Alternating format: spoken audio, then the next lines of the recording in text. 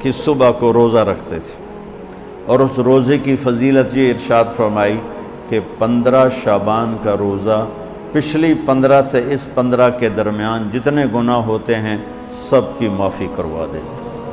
ایک دن کا روزہ سارے پورے سال کے گناہ معاف فرما دیتا.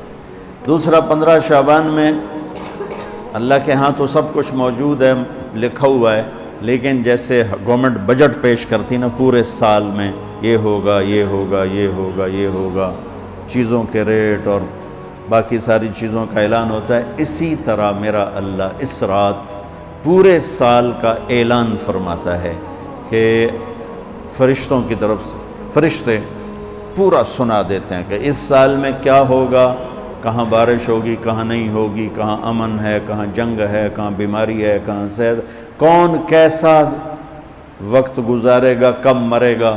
کتنے لوگ ہیں جن کے نام اعلان کر دیے جاتے ہیں کہ یہ اس سال مر جائیں گے، اوپر ان کے نام کا پتہ اس پر نشان لگ جاتا ہے کہ یہ مردوں کی صف میں ہے.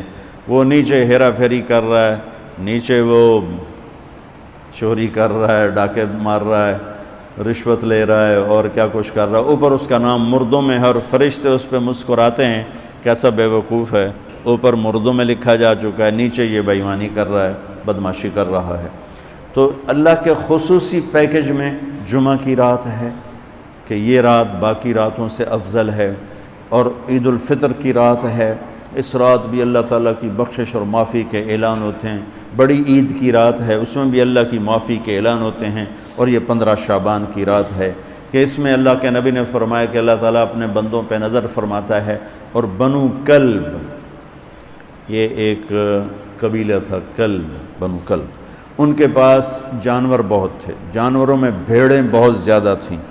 تو اللہ کے نبی نے مثالاً فرمایا کہ جتنے بنو کلب کی بھیڑوں کے جسم پر بال ہیں اتنے لوگوں کی اللہ بخشش فرماتا ہے. ان بھیڑاں دے وال کون گنے، ایک دے گنن بہ جاؤ تو پورا مہینہ لگ جاوے. تو ان کی لاکھوں بھیڑیں اور ہر بھیڑ کے جسم پر کروڑوں بال.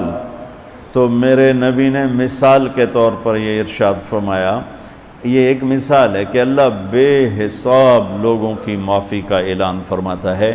تو آپ فرماتے تھے کہ میں روزہ رکھتا ہوں اس لیے کہ جب میری موت کا اوپر اعلان ہو رہا ہو تو میں روزے کے ساتھ، میں جب میرا نام زندوں سے کٹ کے اور آگے جانے والوں میں لکھ دیا جائے تو پھر میں روزے کی حالت میں ہوں. تو اس کے دن کا روزہ اور رات کی بندگی، رات کی بندگی کوئی مخصوص نہیں، ہمارے یہاں بہت سارے عجیب و غریب کام شروع ہو رہے ہیں. اور 15 شعبان ہو، لیلۃ الشب قدر ہو، شب جمعہ ہو، یا جتنی بھی یہ عبادات کی رات ہیں، اس میں کوئی اجتماعی عبادت نہیں ہے، اس میں فرد کی انفرادی عبادت ہے اور گھر میں ہے، مسجد میں نہیں، گھر میں. اپنے گھروں کو مسجد بناؤ. میرے نبی کبھی بھی سنتیں مسجد میں نہیں پڑھتے تھے. اب حیران ہوں گے کہ میرے نبی نے کبھی زندگی اشراق پڑھے، مسجد میں 2 نفل آپ نے پڑھے ہیں اشراق. اس کے علاوہ آپ سنتیں گھر سے پڑھ کے آتے تھے اور نوافل گھر جا کے پڑھتے تھے. تو یہ نفلی بندگی کی رات ہے بھائیو.